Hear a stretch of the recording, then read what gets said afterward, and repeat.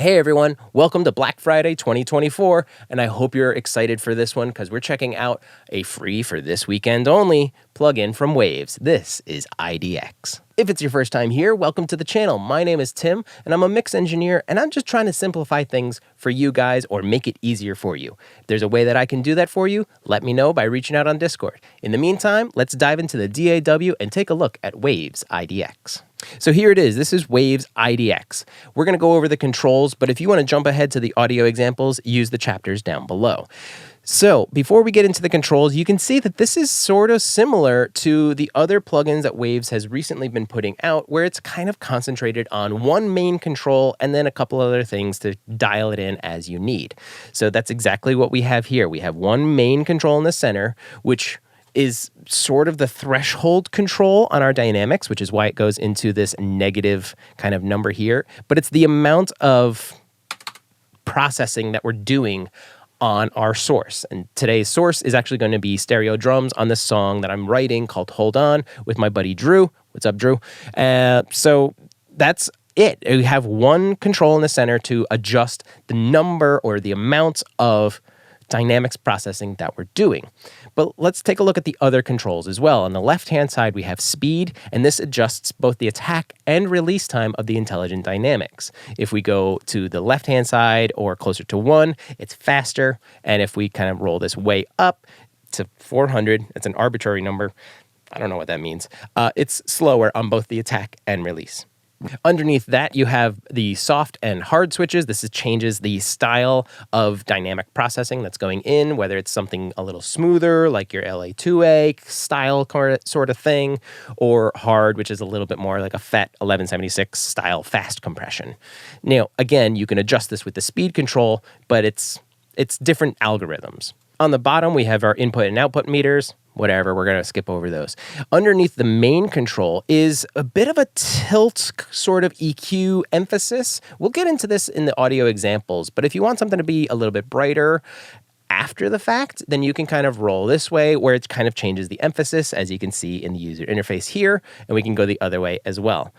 Now, we can't really add or change anything in the middle except this focus point. That's what this thing here does, and I'm clicking and dragging just this focus point right here, but there is only just the one. So if we're back to center here, we can do a little bit of like a bell curve negatively or positively in any frequency spectrum range so that we can push into the processor a little bit more.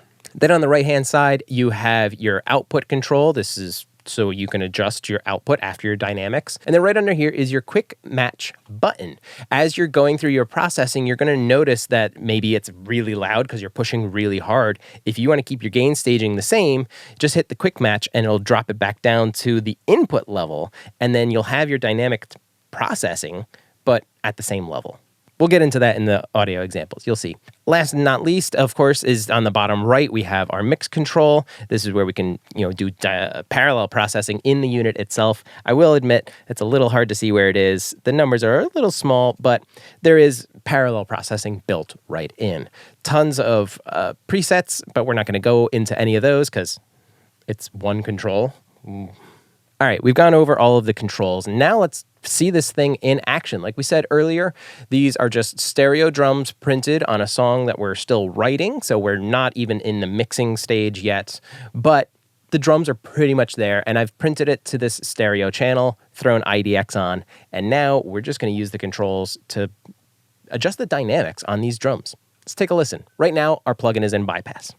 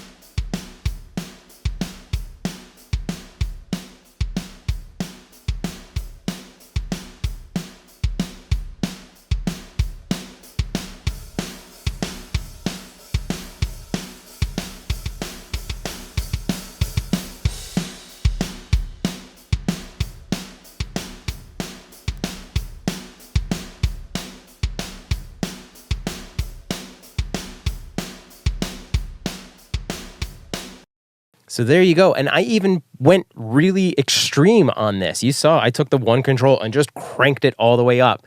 We were messing with the speed, going through both the hard and soft options within the IDX right here. And then I showed you towards the ends, quick match, because clearly we were just slamming these drums and getting everything out of them. They got really loud.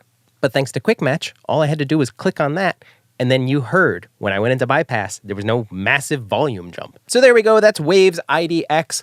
It's available for free this weekend only. So use the link down in the description and go pick this up and see if it works inside your productions.